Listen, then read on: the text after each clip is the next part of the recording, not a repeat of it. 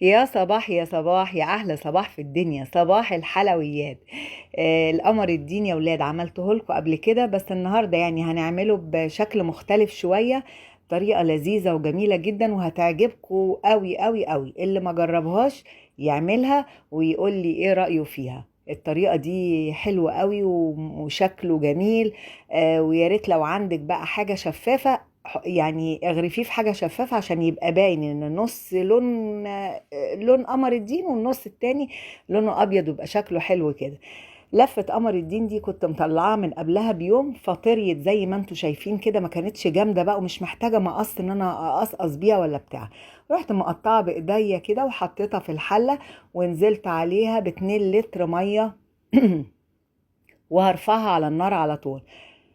تقعد تغلي بقى مع نفسها كده شوية كده بتاع ربع ساعة ولا حاجة، لحد ما تبصي تلاقي قمر الدين بتاعك فك خالص وباش، ولا محتاج هاند بلندر ولا محتاج خلاط ولا أي حاجة في الدنيا.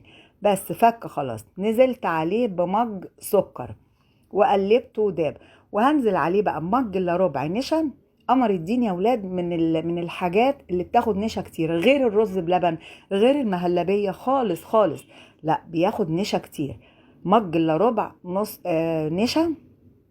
انا كنت حاطه الاول نص مج وبعدين زودته تاني معلقه كده كبيره، وكملته بشويه ميه وقلبته لحد ما داب، ونزلت بقى على قمر الدين لحد لما لقيته ساح وخلاص وفك. رحت نازله عليه وكم تقليبه هتبصي تلاقيه تقل معاكي وشكل وبدأ يبقبق كده. بصي اهو بيبقبق يعني بيغلي بسيط كده اهو، تقل وبقى زي الفل. بس كده زي الفل. هاتي بقى الاطباق بتاعتك بقى وظبطي الدنيا واغرفيه.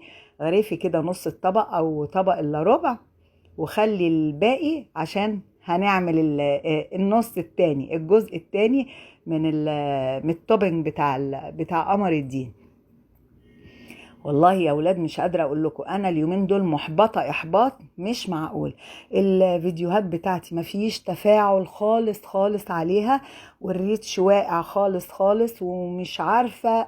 يعني رغم ان الفيديوهات دي والله والله ومليكوا عليا حلفان بتاخد مجهود جامد جدا، والحاجة اللي بتتعمل في ربع ساعة علشان تصوريها لازم يعني تبقي واقفة بتاع اكتر من ساعتين عشان تتصور. ده غير المونتاج، ده غير الصوت، كل الحاجات دي بتاخد مجهود كبير.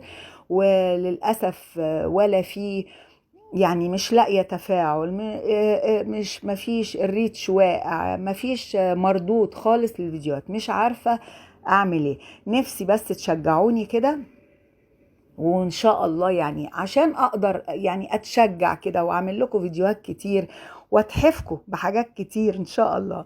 بصي بقى خلاص غرفته وسبته بقى يستهدى كده بتاع نص ساعة، ورحت جايبه كان عندي بس نص كيلو لبن، رحت حط عليه معلقة ونص نشا على شوية لبن، دوبتهم على البارد ورحت مقلباهم عليه ورفعته على النار. بصوا بقى مهلبية وجميل قوي. رحت نازلة عليه بنص مج سكر، ما تكتريش طبعا في السكر، نص مج بس، وقلبتهم داب على طول وبقى زي الفل زي ما انتوا شايفين. وهحط بقى الجزء التاني وازوقه بقى، هيبقى جميل قوي. المهلبية مع قمر الدين مش قادرة اقول لكم بتعمل تيست بقى رهيب، حلو قوي قوي. وفي الاخر روحي حاطه بقى المكسرات اللي عندك، شويه جوز هند حطي، عندك مكسرات حطي، عندك سوداني، ايه اللي عايزه تحطي. مش عايزه حاجه خلاص ما تحطيش، بس لما تاخدي المعلقه لما يبرد بقى حاجة كده ترد الروح، طلعيها من التلاجة وتاخدي المعلقة. المهلبية مع قمر الدين حلوة حلاوة، تحفة تحفة، مش قادرة اقول لكم على جمالها. يلا بقى نقول الدعاء بتاعنا بقى اللي بيملى بيتنا خير وبركة. بسم الله ما شاء الله لا يسوق الخير إلا الله، بسم الله ما شاء الله لا يصرف السوء إلا الله، بسم الله ما شاء الله ما بنا من نعمة فمن عند الله، بسم الله ما شاء الله لا حول ولا قوة إلا بالله. اللهم دمها نعمة علينا يا رب، واحفظها من الزوال، واسترها معانا دنيا وآخرة، وكفينا شر المرض، وكفينا شر الأذية، وكفينا شر المستخبي، وكفينا شر الوحش، وكفينا شر أي حاجة وحشة.